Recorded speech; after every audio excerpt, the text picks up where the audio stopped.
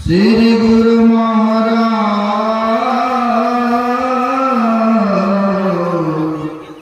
चरणारविंदो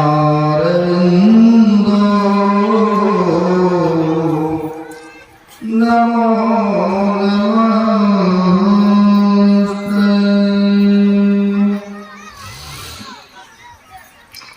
सर्वत्र व्याप्त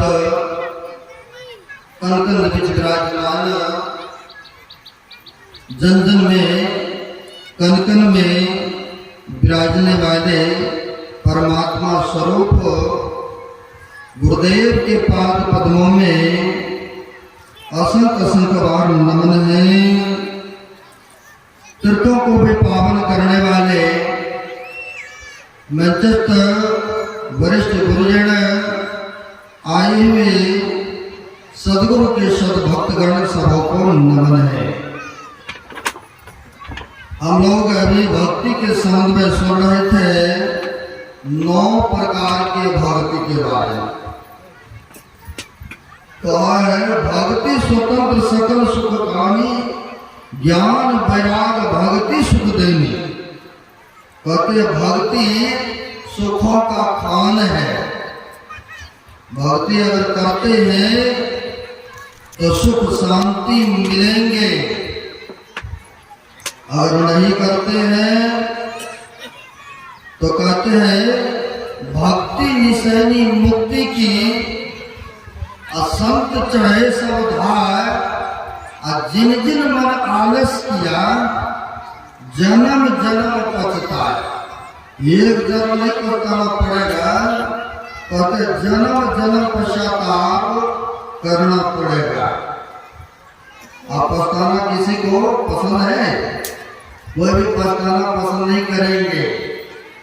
सब कोई चाहेंगे हमें इस जन्म में भी दुखों से छुटकारा मिले और जन्म जन्म का जो दुख है वो भी छूट जाए। ऐसा चाहते हैं, कामना करते हैं। लेकिन महापुरुष कहते हैं यह सुंदर सा शरीर पा करके अगर भक्ति नहीं करेंगे तो कहते हैं एक जन्म 2 जन्म पश्चाताप नहीं करना पड़ेगा, कहते जन्म जन्म पछताना पड़ेगा। क्योंकि भक्ति करने का अधिकार मनुष्य शरीर को ही तो है, अन्यथा अन्य जोनि में संभव नहीं है।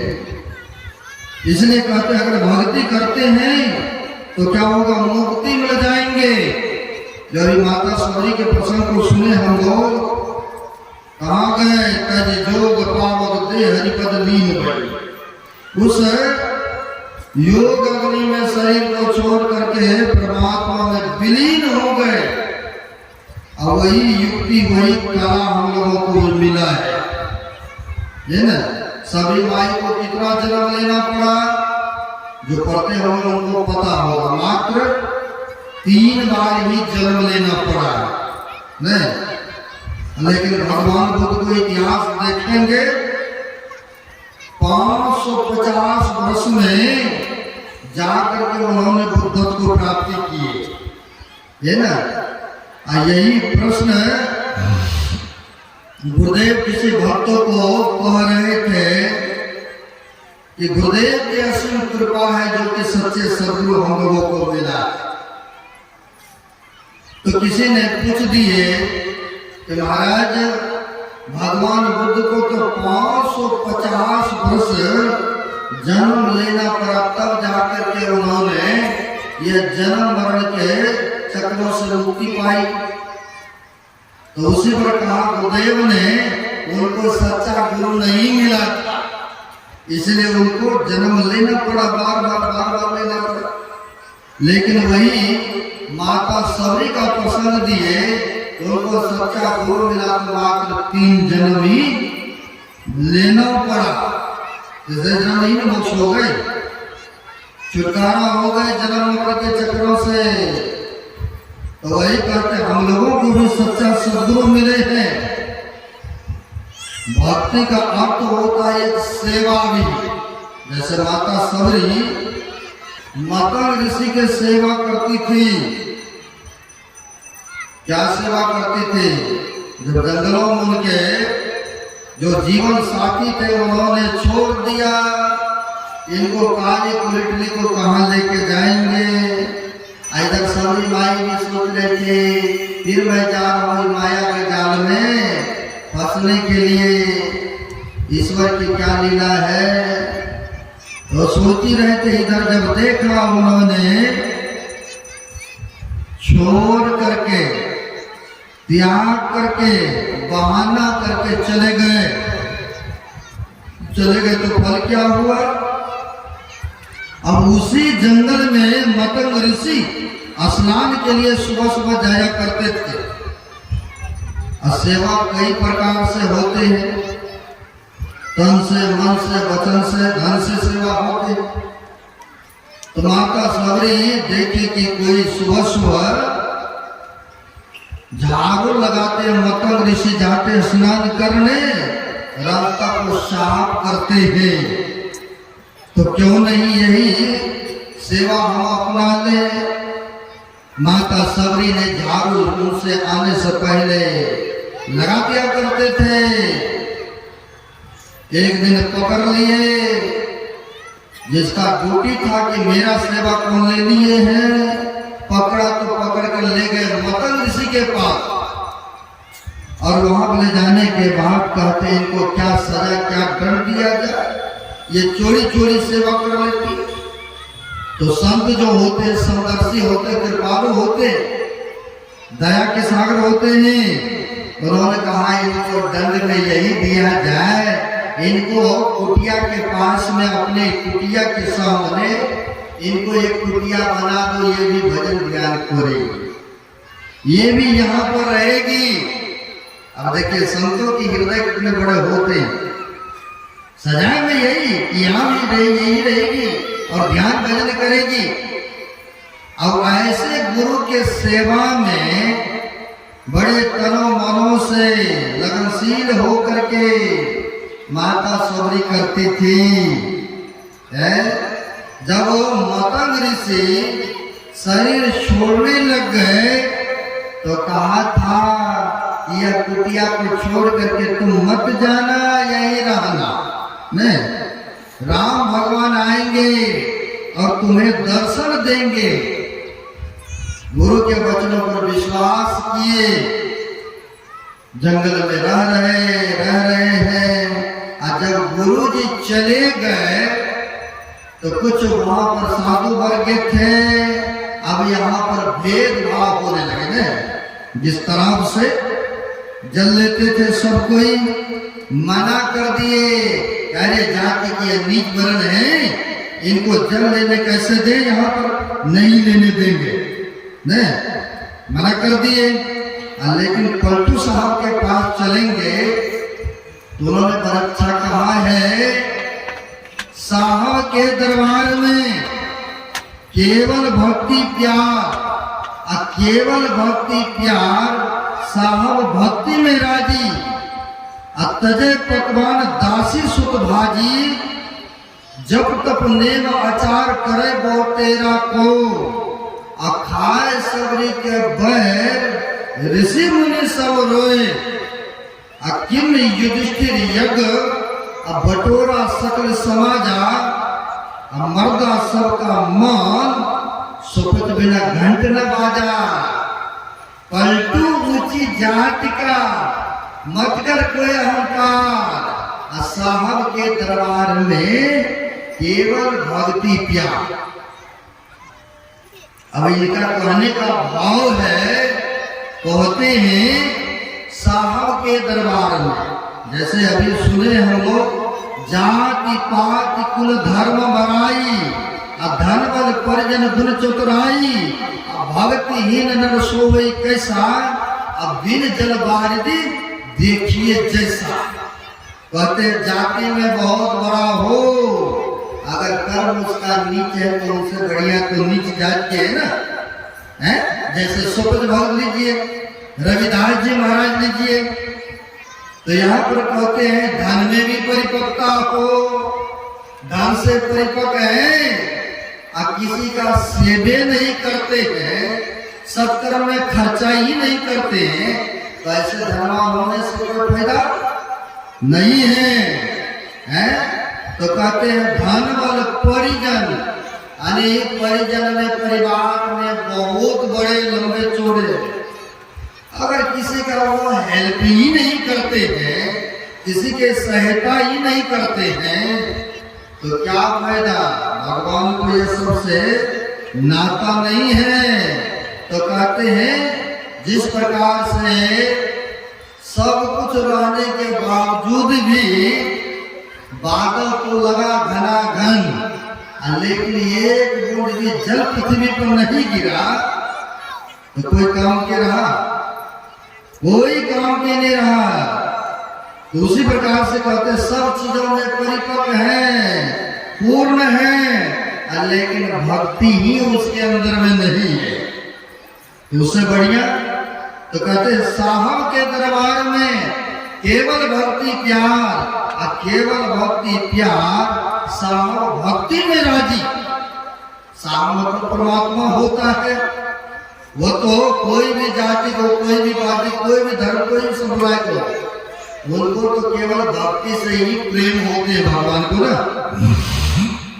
तो यहाँ पर कह रहे हैं दासी सुत भाजी, जैसे भगवान कृष्ण आए हस्तिनापुर में, दुर्योधन ने अनेक प्रकार के व्यंजन भोजन के लिए बना के रखे थे। भगवान कृष्ण आएंगे, उनको खिलाएंगे, और जब खिलाएंगे तो हमारे पक्ष में हो जाएंगे।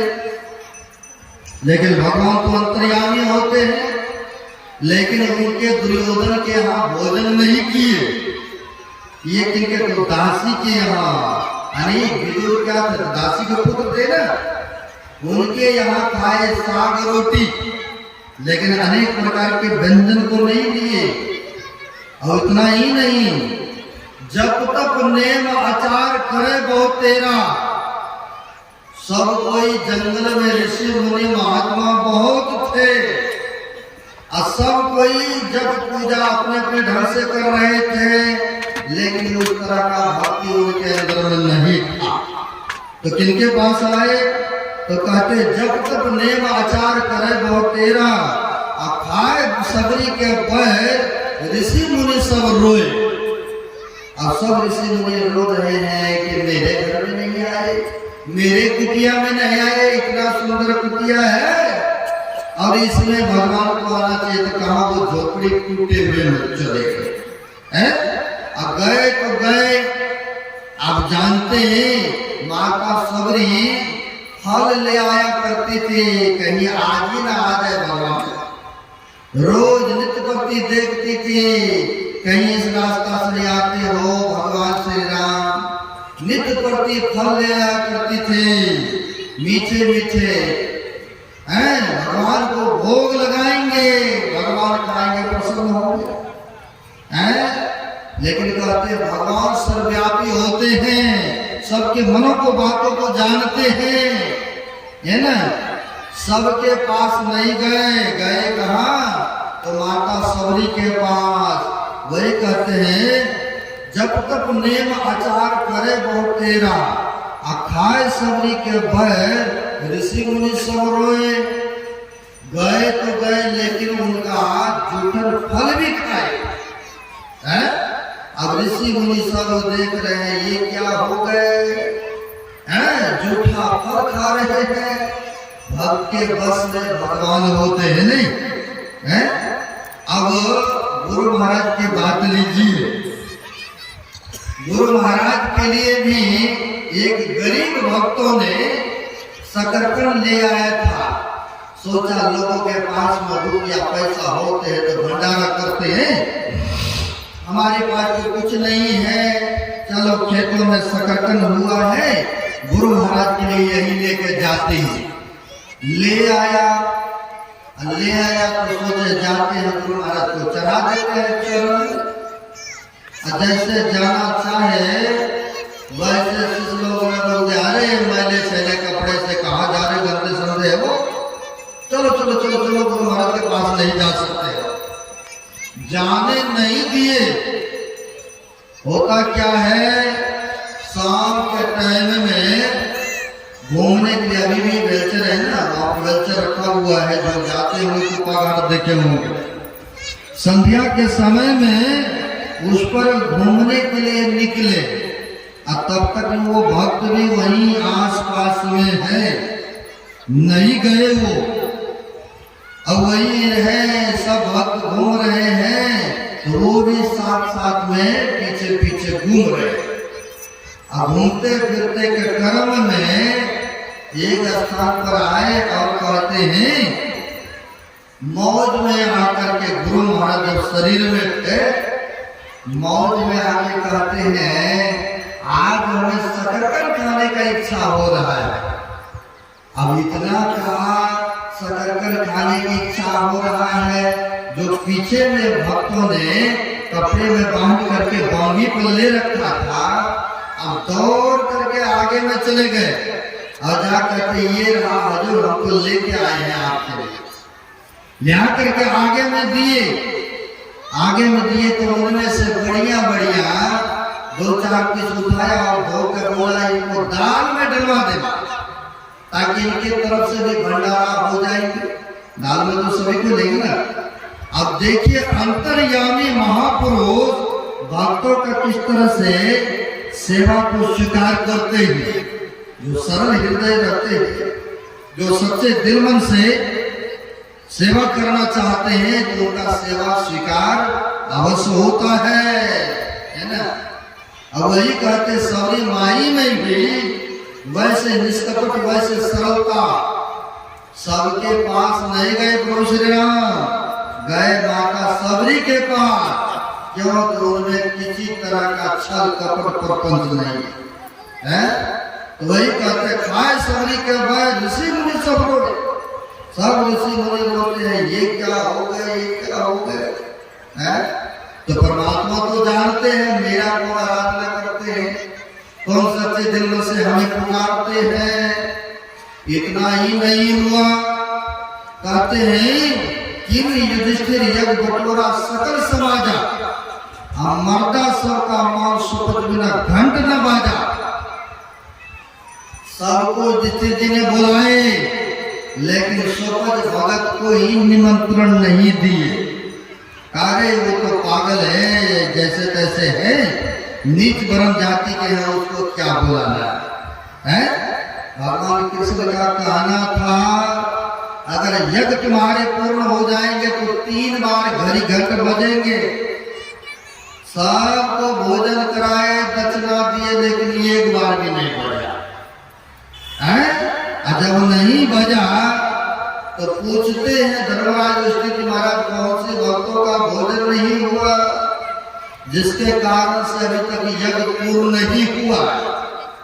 अंतर्यामी भगवान कृष्ण ने कहा, काशी में है सुपथ भगत, उनको आदर से लाया जाए, और तब जाकर के उनकी भोजन होंगे, तब यज्ञ पूर्ण होंगे। भेजा भीम को लाने के लिए, जिसको 10,000 हाथियों का बल। अहंकार में गए, कोई नमस्कार प्रणाम पाती नहीं, जाकर के सीधे सीधे कहते, आप चलिए हमारे घर पर भाई साहब भोजन के लिए बुलाए। संत जो होते हैं, भाव के भूखे होते हैं, प्रेम के भूखे होते हैं।